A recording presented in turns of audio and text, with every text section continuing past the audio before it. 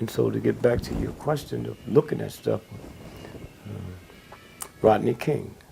And I called Ralph in from Europe. I said, man, I just need you to check something. I didn't see nothing behind it. I said, I got a problem with two white folks, first time they ever been into America, and they just happened to check in the hotel where this beating's taking place. So 3 days later, he called me and said, we need to get out of here. I said, you know, it was two other people in the car with him. I said, yeah. He said, they died mysteriously. And he said the weird part about it, Rodney King had been sentenced by a judge in L.A. to 8 years in jail, and we can't figure out why he was out in the street 3 weeks later. I said, let's move. Let's move.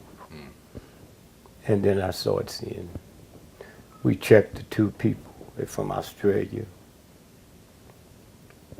heavily connected to the secret police in Australia, heavily connected to the CIA. How do you, with your camera, never been in a country before, film it? They didn't know to take it where 7 o'clock LA time is running all over the world. How do you know that? Yeah, but I mean, with the King thing, it was the verdict. It wasn't the tape. You're not hearing me. You're not hearing me. See, the problem is you trying to talk with your shit and you don't know nothing instead of listening. Huh? I'm listening. Okay? No. I get $40,000, man, and I dare motherfucker to talk. You went to college. You didn't talk when the professor was talking. Okay, I apologize. Because you bring, no, you don't have to apologize to me. I knew that when you come in here. I'll let you in because you'd have said New York Times, I'd have let you in. I'll send anybody come in here. And normally I don't do these interviews. I do the bullshit shit you want to hear and let you leave. Okay, I'm listening. I'm listening. You got me tuned in. I'm tuned in. Okay. So what was the question you just asked? No, my question was, like, the videotape, the existence of the videotape was the fuse. But what sparked it was the verdict. No, I know that more than you. Okay. Huh? I know that more than you. Okay. What they didn't tell you, what they didn't tell you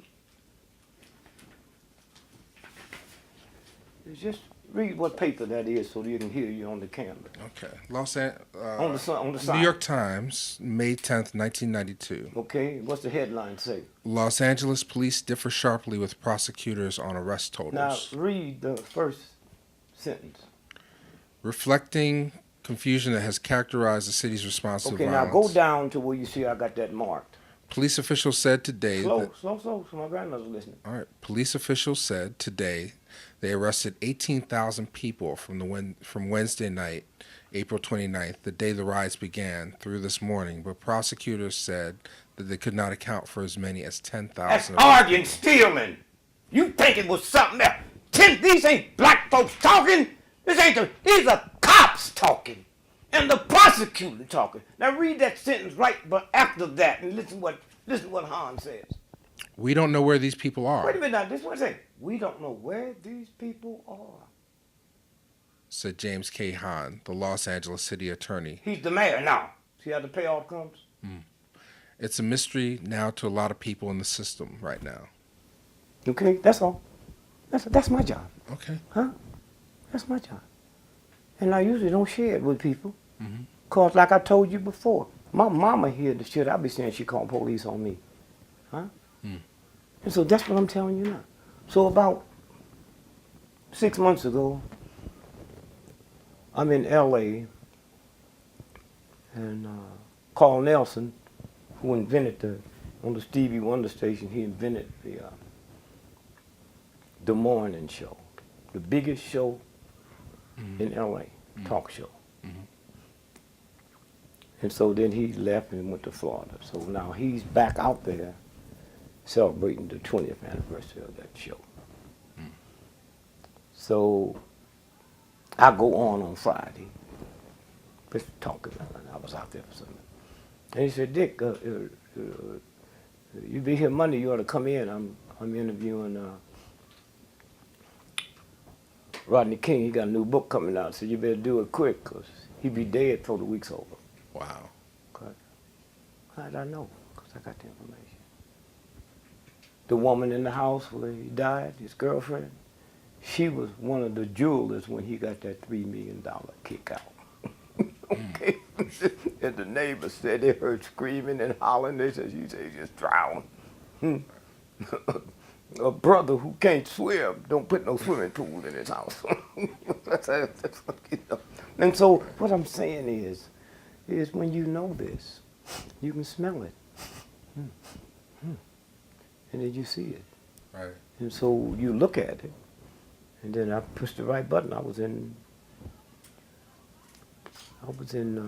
you had a brother here in Philly that had a health product. So Father Clemens came to me and said, man, you ought to be part of this. I said, no, man.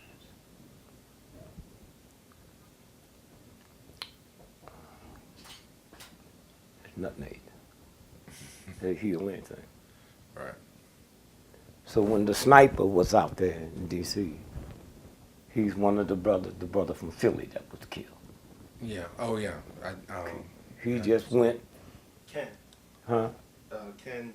Bridges. Ken Bridges, yes. He just went to North Carolina to talk to the black hair product guy. Yeah, he had a group. Yeah. I forgot the name Yeah. of the group, but Ken Bridges. And so. My Tie. Yeah, my time. So he got $100 million bridge loan. And he was going to buy 85%. 85% of the. She was in British Columbia, Okay. Guyana.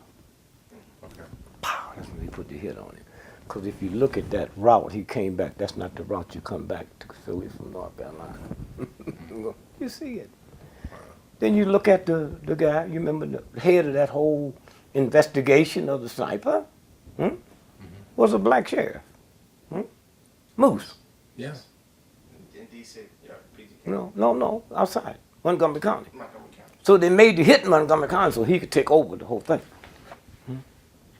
Moose, and then they eventually, John Muhammad.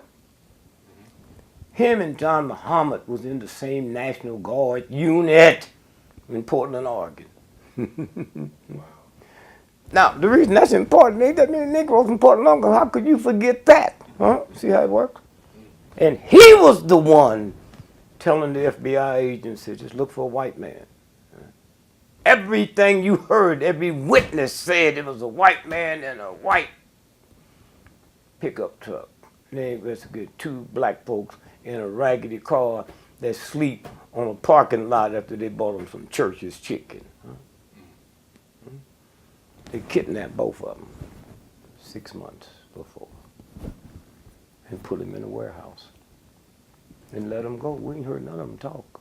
None of them talk. So this is the game.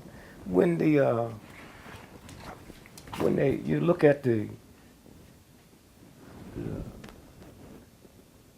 September the 11th, we're the only country that when we give you the date, we give you October the 12th, September. And so why they come up with 911? That's the emergency call. So anytime you say it, you tell your brain to be scared. That's where they are. That's how close, how much research they've done, right? So I'm in New York, September the 10th, September 11th. So I called my wife. I said, well, you got me sleeping tonight. She said, you're not. Your friend called from Paris and said, don't spend the night in New York tonight. Wow. I get on a train,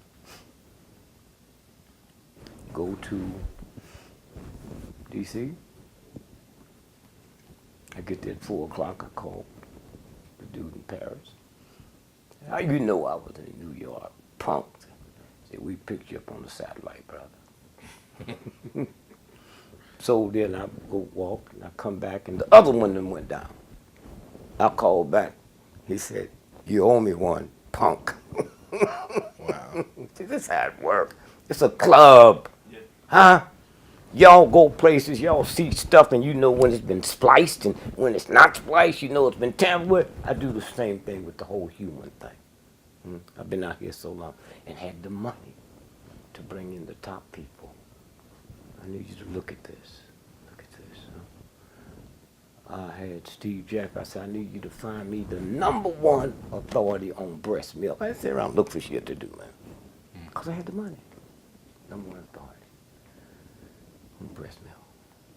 So he comes back and he said, it's 2 people. Oxford University, both of them's equal. I said, well, tell them $1 million a piece. He said, and when you know they men, see how it works? The #1 authority on breast milk is a man. So I bring him in, take him to a black hospital, Flint Goodrich down in New Orleans. So they keep saying to me, why are you giving us this money to do this? What you looking for? I said, I don't know if I'm looking for it. I wouldn't have you here. I don't know what I'm looking for. You think I'm that stupid? I'll pay you this money to find something that I know? What I found out, man, was mind-boggling. You got a child. Yes. When your wife would be nursing the baby, the other breast would leak. That's not milk. That's all the impurities. If she smoked, that's nicotine. If she drank, that's alcohol. If she work in a place where people smoke, all the chemicals that's in the food, that leaks out so the baby can't get it. So we going every day to that. What you looking for? So I didn't know. So as they was leaving, I said, here's what I'm looking for. My mother's mother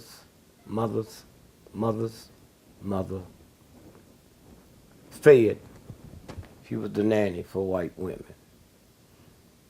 You all got enough sense to know what's in milk. Milk was for humans. You don't give a kitten dog milk. Yeah. I said the #1 cause, the only cause of crib death is cow's milk. If you took cow's milk and breast milk from a woman and put it in a glass, you'd have to add 300 times more water with cow's milk to make it look like mother's milk, because the #1 important ingredient in milk is not calcium. You get more calcium eating a piece of newspaper. And so cow's milk, the #1 thing in milk is called casein. Casein makes the bone strong. So cows have enough casein to make the cow enough bone strength to deal with 1,000 pounds or more. Mother's milk, just enough for a maximum of 175 pounds. So when you drink cow's milk with that casein, it becomes glue and shuts it down, and some folk in there, they die in the crib, and they call it crib death. That means we don't know what causes it. That's what every nation on the planet that would never be stupid enough to give their child cow's milk, that would never had crib death. Only the countries in the world give cow's milk. It's crib death. So I know I just put that in my files here. But I was looking to say, because I know milk, I know more about it than you all do.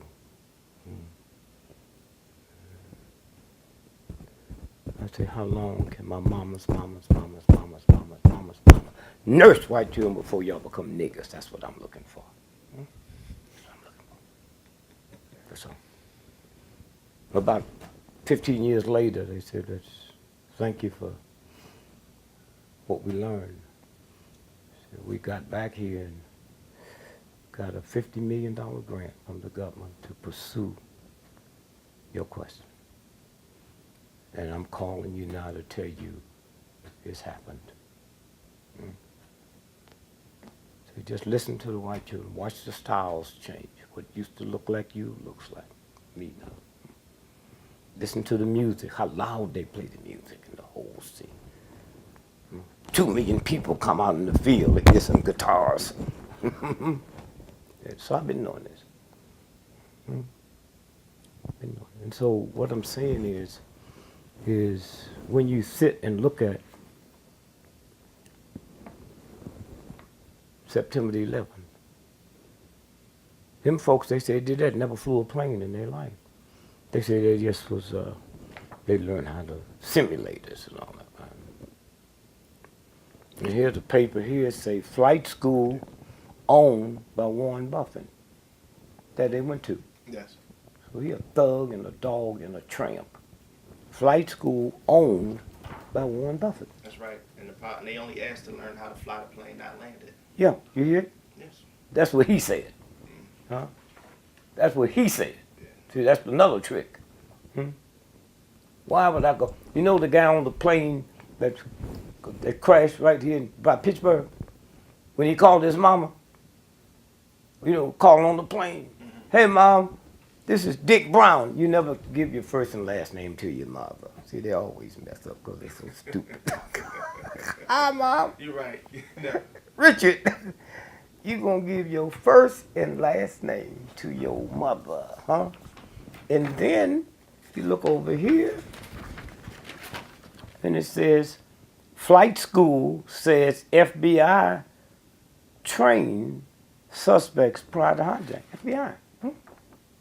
See it? So everybody is walking through this maze and in the game. So you just look at all the papers, and then you say, okay, then I got people I can talk to.